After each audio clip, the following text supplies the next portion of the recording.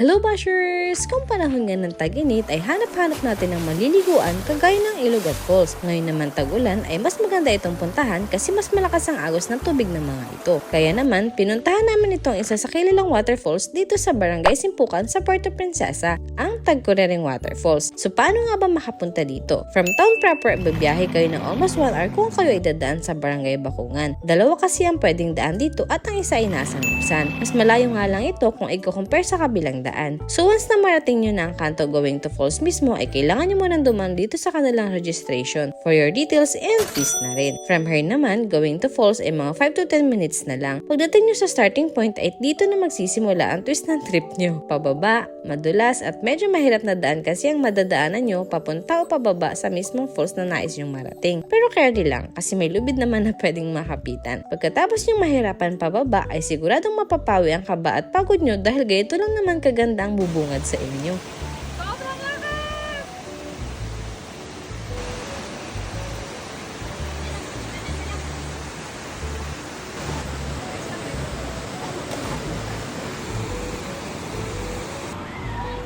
Sa tunog pa nga lang ng agos ng tubig ay mapapawa ko na talaga. Mas lalo pa nga sa sobrang linaw, naga-green gid. Uy, Bisaya na ba yan? By the way guys, ang entrance fee dito ay 30 pesos lang. Diba? Mura na tapos maghapon ka na mag-enjoy sa ganito ka-fresh na lugar. 50 pesos naman para sa foreign and may cottages rin na pwede nyong pwestuhan ng fam or group for only 300 pesos. Kung dalawa lang kayo at hindi nyo na kailangan ng malaking kubo ay may table rin naman for only 150 pesos. Kapag ganito nga trip sa ilog ay kadalasan talaga may baon tayong pang ihaw-ihaw. Kaya naman may ihawan na rin sila rito. At may magagamit na CR. So ano pa nga bang pwede nyong gawin dito? Actually, kung ako yung tatanungin wala na. Kailangan nyo na lang mag-enjoy sa kakatalo at kakaligo sa sobrang linaw ng tubig ng lugar na to. At sumampa sa balsa kapag medyo nilalamig na. Ay hindi, walang titigil hanggat hindi nanginginig sa lamig. Char. Shoutout nga pala sa family na to, nakasabay na rin pumunta dito sa falls. Mas marami talaga, mas masaya, diba? At pati na rin kila ma'am na sila mga guide dito sa CBST Tagkurering.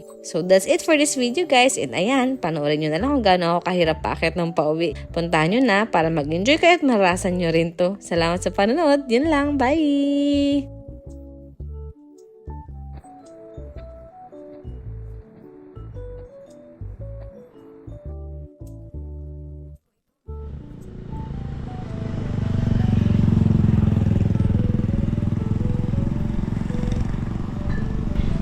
So ito yung tindahan na pinakamalapit kapag pupunta kayo ng Tagkurering Falls.